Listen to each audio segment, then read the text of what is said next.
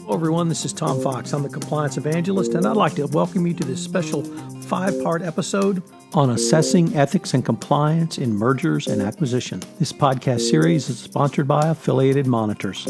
Founded in 2004, Affiliated Monitors provides professional, independent integrity monitoring and ethics and compliance assessments nationally and internationally and across almost all industries. With its knowledge of effective ethics and compliance programs and cultures, Affiliated Monitors is respected for its work as the corporate monitor on matters ranging from multinational corporations to small and mid-sized companies and even individuals. Having served in over 700 monitorships, no one has more experience as an independent monitor than the team at Affiliated Monitors. For more information on how an independent monitor can help improve your company's ethics and compliance programs, visit our podcast series sponsor, Affiliated Monitors, at www.affiliatedmonitors.com. In Part 1, we take a look at the whys, whats, and hows of an independent assessment in the M&A context. In Part 2, the impact M&A has on both the merged company and the parent. In Part 3, the need for an integration plan to be implemented. And in Part 4, oversight of merged companies, issues, and complications. Finally, in Part 5, we conclude with how mergers and acquisitions can benefit from an independent assessment.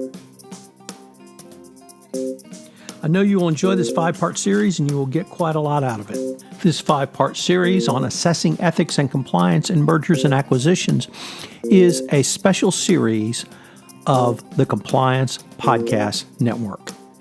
Hello, everyone. This is Tom Fox. I'm the Compliance Evangelist, and I'd like to welcome you to Episode 1 of our 5-part exploration of assessing ethics and compliance in mergers and acquisitions. Today, I have with me Eric Feldman. Eric is the Senior Vice President at Affiliated Monitors, and we're going to visit on independent assessments of candidates, the whys, the whats, and the hows. Eric, first of all, thank you for taking the time to visit with me today. My pleasure, Tom.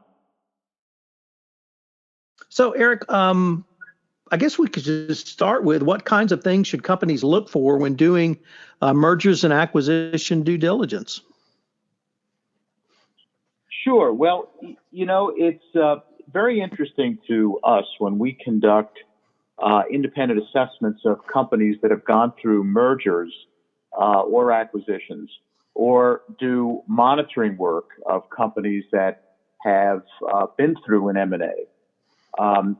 We notice that most of the issues, or many of the issues that we see in companies post M&A come from the target company, come from the company that they originally acquired or merged with.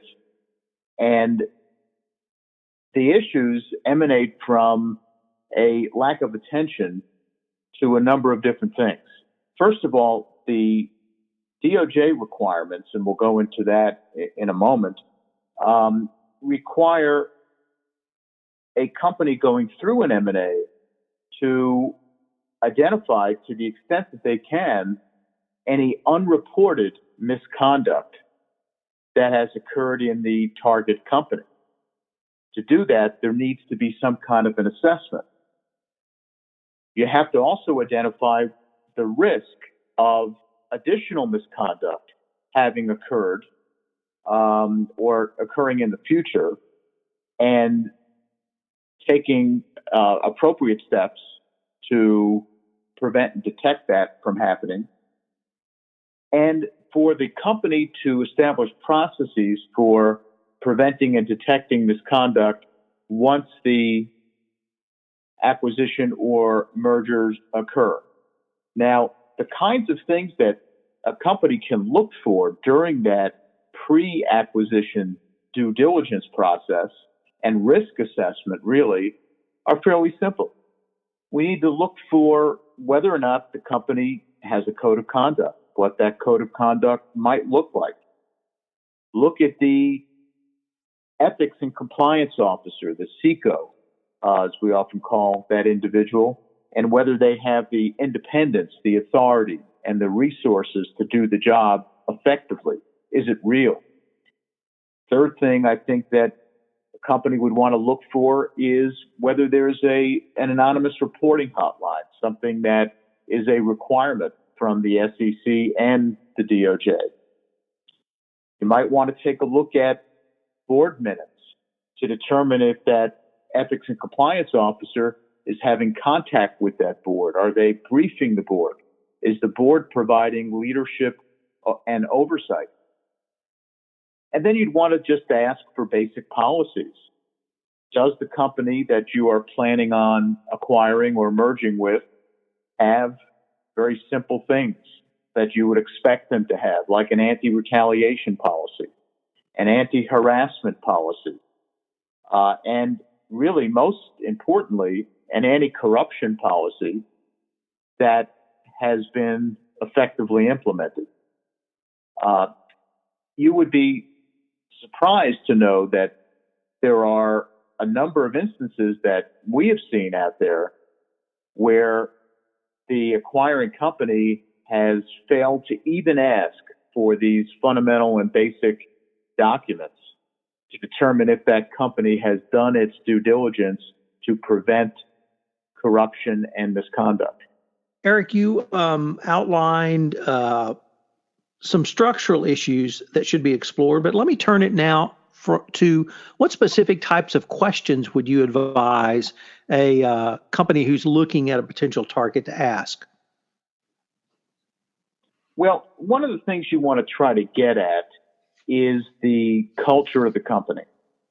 And to understand whether the company has, previous to your involvement with them, been committed to creating an ethical and compliant culture. Because that, in my view, is a fundamental internal control without which there probably is a greater risk that misconduct has occurred and might occur in the future without some intervention. So one of the questions that I would ask right up front would be whether there is a performance management system, including hiring, promotions, and bonus determinations, that's based on ethics and compliance factors in addition to financial factors. In other words, are decisions that are made on promotions and bonuses in particular properly aligned with the company's code of conduct and core values relating to ethical culture?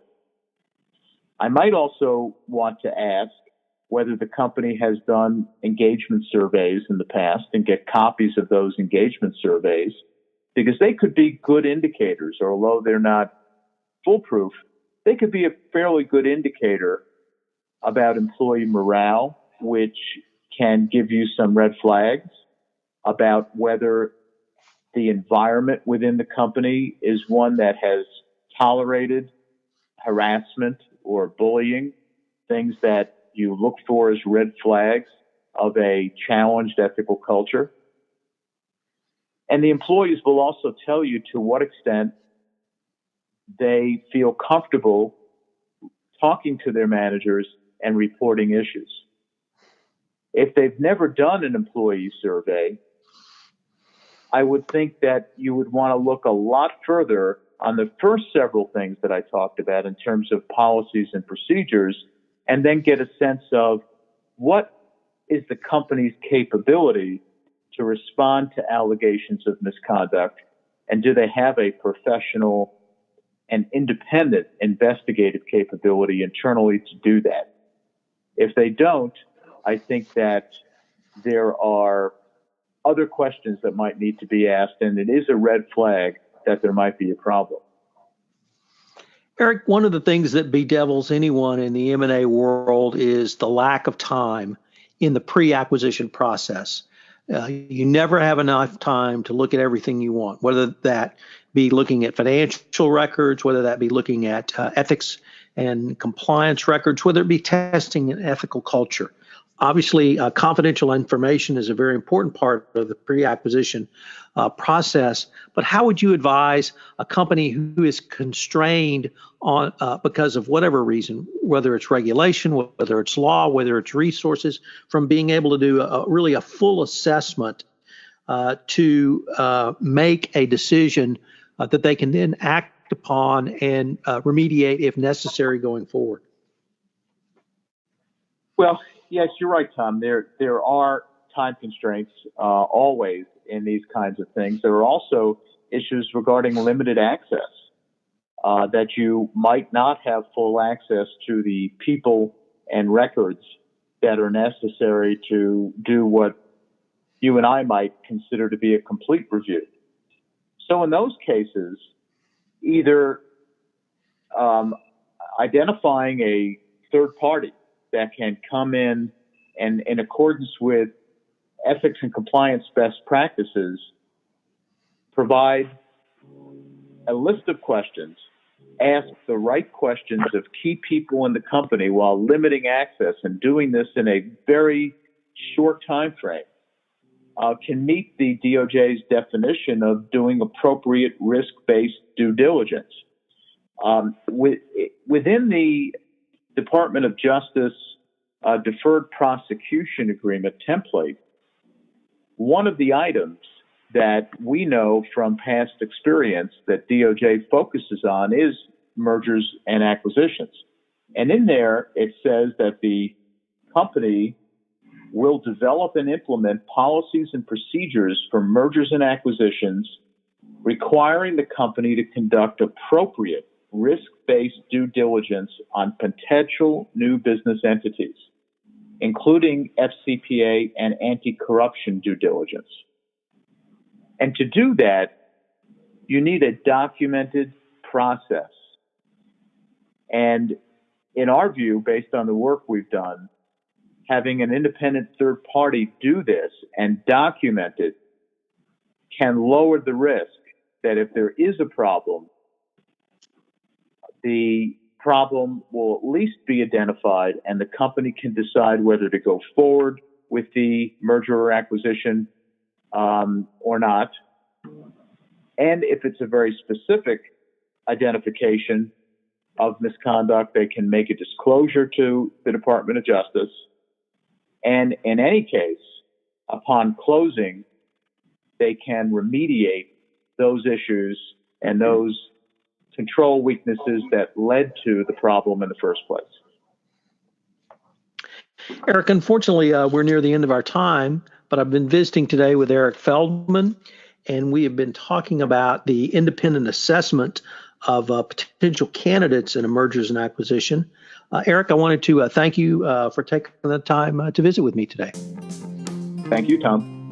Hello, everyone. This is Tom Fox. I hope you've enjoyed this first part of our 5-part series on assessing ethics and compliance in mergers and acquisitions.